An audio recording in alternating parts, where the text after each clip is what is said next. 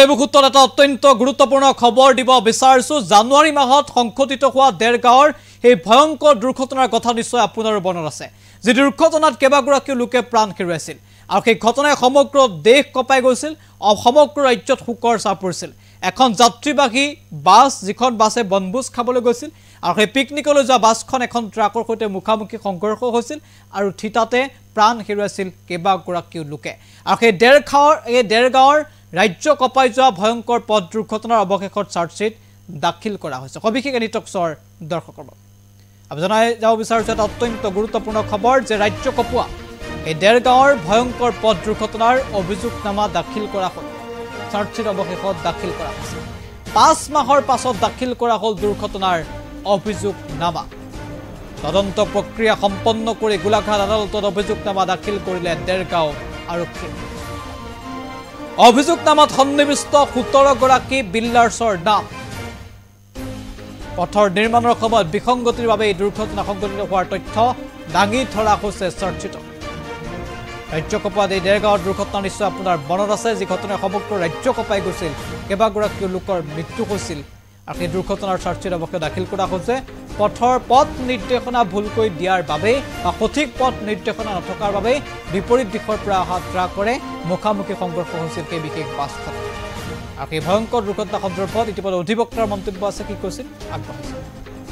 হয়, যোনটো 3 জানুৱাৰী 2024 যোনটো এটা ৰাজ্য কঁপোৱা দুৰ্ঘটনা সংঘটিত হৈছিলে দেৰগাঁৱত, য'ত বচা বহলোৱাৰ 12জনকৈ মানুহৰ প্ৰাণহানি হৈছিলে।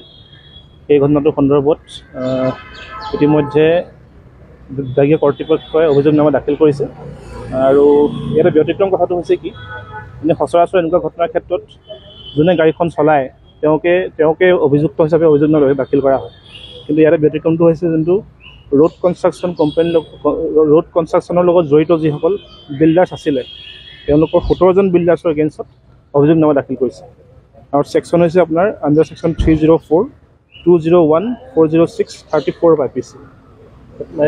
মানে যিসকল পথ নিৰ্মাণকাৰী সংস্থা, হয়, পথ নিৰ্মাণকাৰী যিসকল ব্যক্তি জড়িত আছিলে পথ নিৰ্মাণকাৰীৰ লগত, তেওঁলোকৰ 17জন বিল্ডাৰ্ছৰ এগেইনষ্টত এই অভিযোগনামা দাখিল কৰিছে।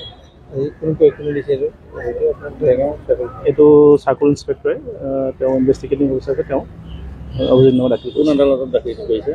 এইটো আজি আমাৰ এতিয়ালৈকে আদালতলৈ যোৱা নাই, কিন্তু আমি পিছত যেতিয়া মই চাইছিলোঁ তেতিয়াও দেখা পাইছোঁ অভিযোগনামা পথ নিৰ্মাণকাৰী বিল্ডাৰ্ছ আছিলে, তেওঁলোকৰ বিৰুদ্ধে দাখিল কৰিছে।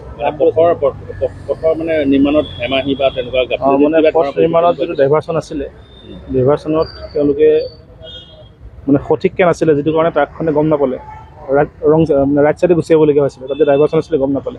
এইবিলাক কথা মানে চাই মেলি তেওঁলোকৰ বিৰুদ্ধে অভিযোগনামা দাখিল কৰিছে। কি নাম তেখেতৰ যিজনে অভিযোগ মানে ইয়াৰ অভিযোগনামা দাখিল কৰিছে? চৰকাৰী বিষয়ে পুলিচ বিষয়া চাৰ্কুল ইন্সপেক্টৰ। হয়, যোনটো 3 জানুৱাৰী 2024 যোনটো এটা ৰাজ্য কঁপোৱা দুৰ্ঘটনা সংঘটিত হৈছিলে দেৰগাঁৱত, য'ত বচা বহলোৱাৰ 12জনকৈ মানুহৰ প্ৰাণহানি হৈছিলে।